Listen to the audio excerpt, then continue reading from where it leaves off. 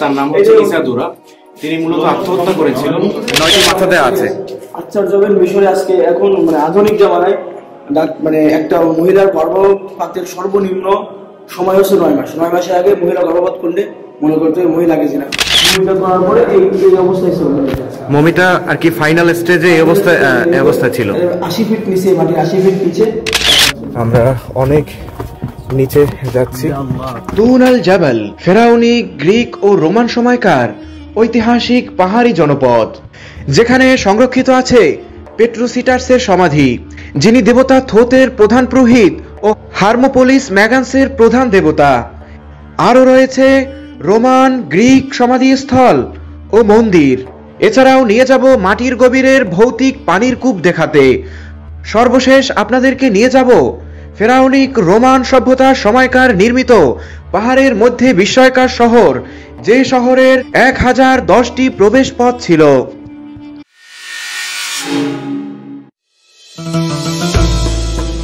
জাবালে তুন পর্বতমালার পাদদেশের সবুজ সতেজ অপরূপ গ্রাম থেকে আজকে আমরা যাচ্ছি তুন পর্বতমালার সেই জায়গাটিতে যেখানে ফেরাউনিক ও রোমান গ্রিক সভ্যতার নানা নিদর্শন ছড়িয়ে আছে।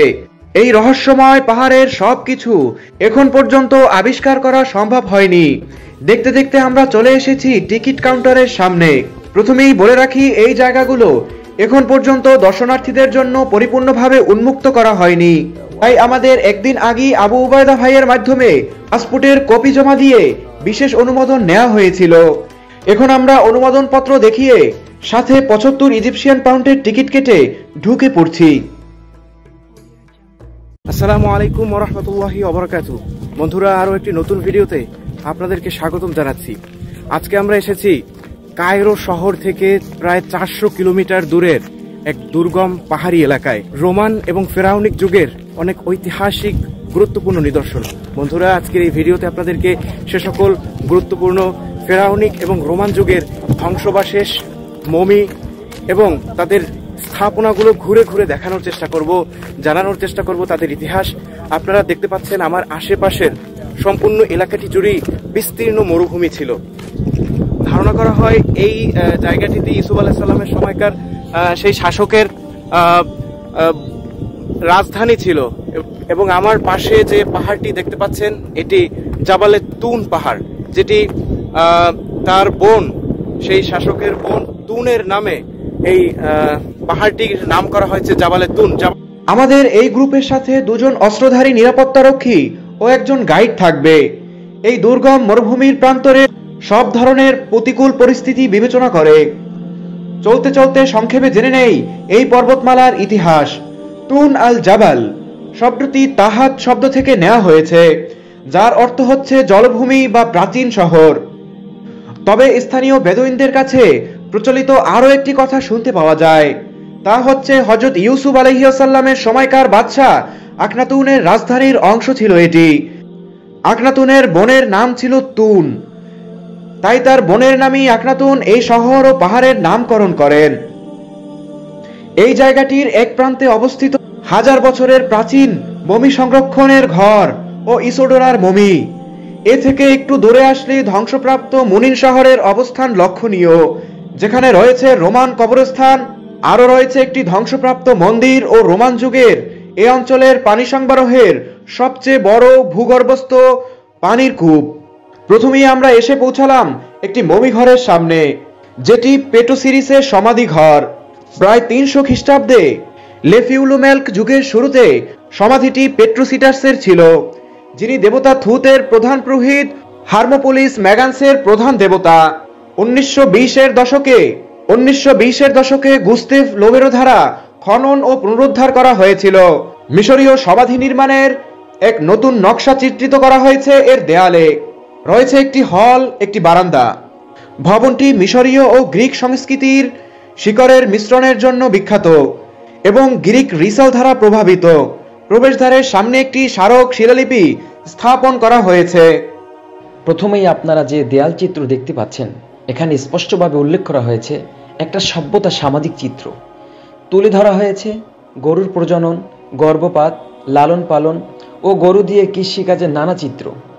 এখানে দেখানো হচ্ছে প্রাচীন মিশরীয়রা কিভাবে সুমিষ্ট পানীয় তৈরি করত। প্রথমে ফল সংগ্রহ করা হতো, তারপরে ফলগুলোকে একটি উঁচু স্থানে রেখে পা দিয়ে পিষ্ট করার মাধ্যমে ফলের রস বের করেছে। সর্বশেষ আরেক দল মানুষ বিভিন্ন রকম পাত্রে তা সংরক্ষণ করত। এ পাশের দেয়ালটিতে মানুষের সাংস্কৃতিক কর্মকাণ্ডের বিভিন্ন চিত্র তুলে ধরা হয়েছে এবং আপনাদের যদি সামনের ওয়ালটি দেখাই, এখানে দেখা যাচ্ছে মানুষের বিভিন্ন সামাজিক কর্মকাণ্ড ও মায়ের সন্তান লালন পালনের চিত্র। এখানে দেখানো হচ্ছে গরু দিয়ে প্রাচীন মিশরীয়রা কিভাবে চাষাবাদ করত।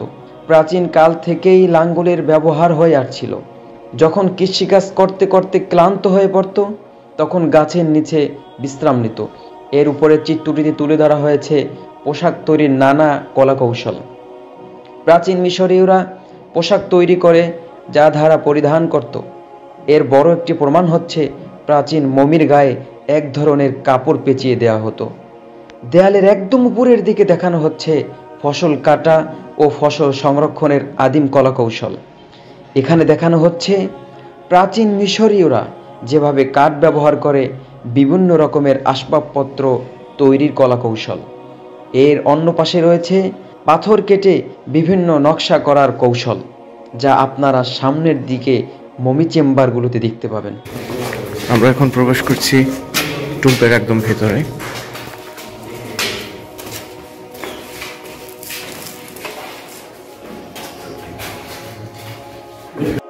আপনারা যে ওয়ালগুলো দেখতে পাচ্ছেন, এগুলোতে মূলত ফেরাউনিক সময়কার মমি প্রসেসের বিষয়গুলোকে তুলে ধরা হয়েছে।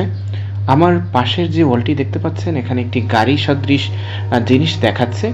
এটি মূলত মমি বা লাশ পরিবহনের জন্য ব্যবহার করা হতো।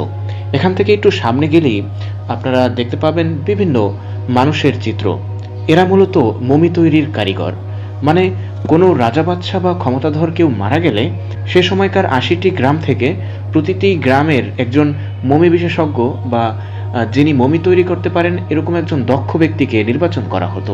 প্রতিটি গ্রাম থেকে এক একজন প্রতিনিধি এসে তারা মমি প্রসেসে অংশগ্রহণ করত।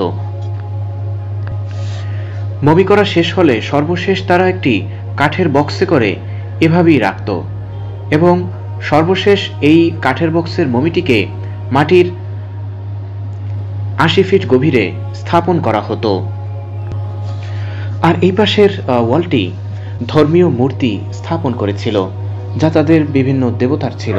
তারা মাটির দেবতা, আকাশের দেবতা, দিন এবং রাতের দেবতা, আলাদা আলাদা এরকম দেবতার পুজো করত এবং তারা বিশ্বাস করত মৃত্যুর পরে তাদের কবরগুলোতে বা তাদের টুম্বগুলোতে তাদের দেবতারা বিচরণ করবে।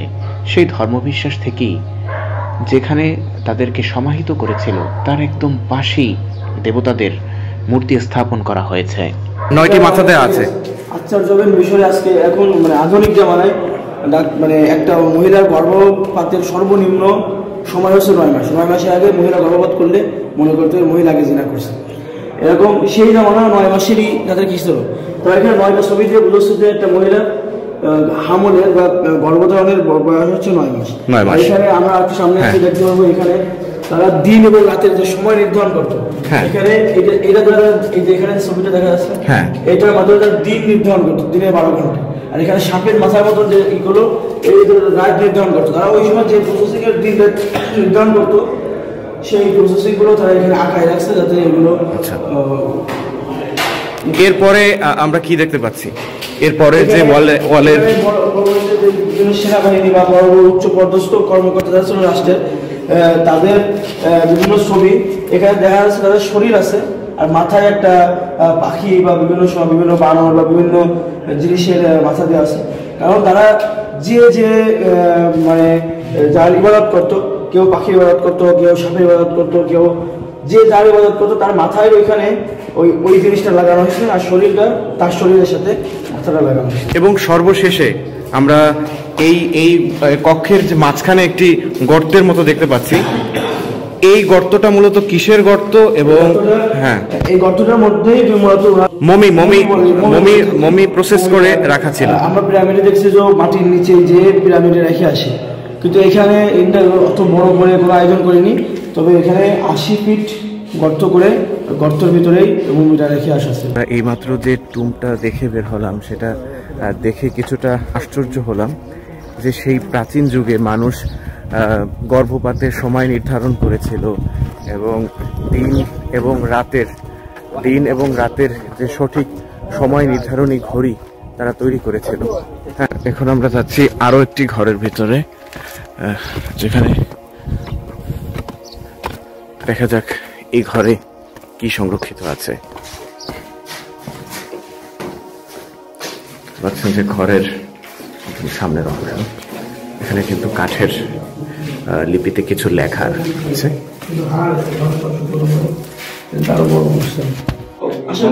আমরা যে মমিটির পাশে দাঁড়িয়ে আছি, এই মমিটির নাম হচ্ছে, মমিটি যার তার নাম হচ্ছে ইসাদুরা।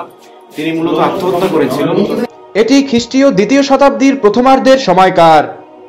একটি অল্প বয়সী অবিবাহিত মেয়ের, যাকে তার বাবা বিভিন্নভাবে কষ্ট দিয়েছিল, যার কারণে তিনি আত্মহত্যা করেন। সম্ভবত পানিতে ডুবে তার মৃত্যু হয়েছে বলে প্রত্নতত্ত্ববিদদের ধারণা।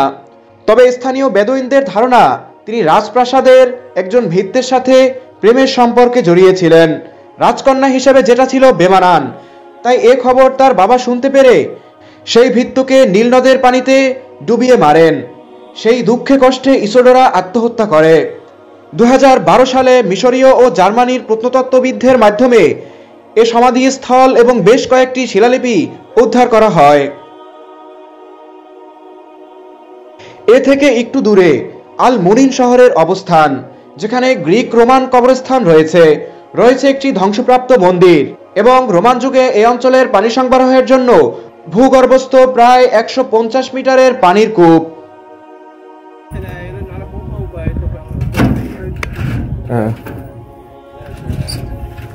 এই কূপটি সচরাচর খোলা হয় না, খুললে বালু ঢুকে যায় ভিতরে, যা পরিষ্কার করতে অনেক সময় লাগে। কিন্তু আমাদের দেখে খুলে দিচ্ছে, দেখি ভিতরে কি আছে।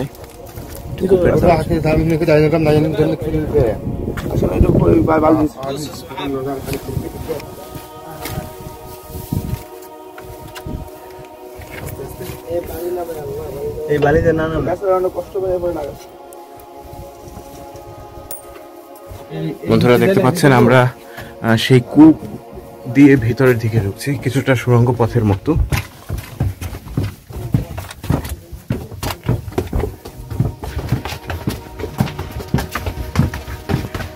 কূপের পাশে পাশে একটি জিনিস লক্ষণীয়, সেটি হচ্ছে সে যুগে ল্যাম্প বা কোনো রকমের মশাল জ্বালানোর জন্য যে জায়গা, সেটি কিন্তু রাখা ছিল সেই যুগে। আমরা অনেক নিচে যাচ্ছি, আমরা গভীর থেকে গভীরে যাচ্ছি। আপনারা হয়তো খেয়াল করলে বুঝতে পারছেন। ভিডিওটি কিন্তু কোনো রকমের কাট না করি আমরা ভিতরে প্রবেশ করছি।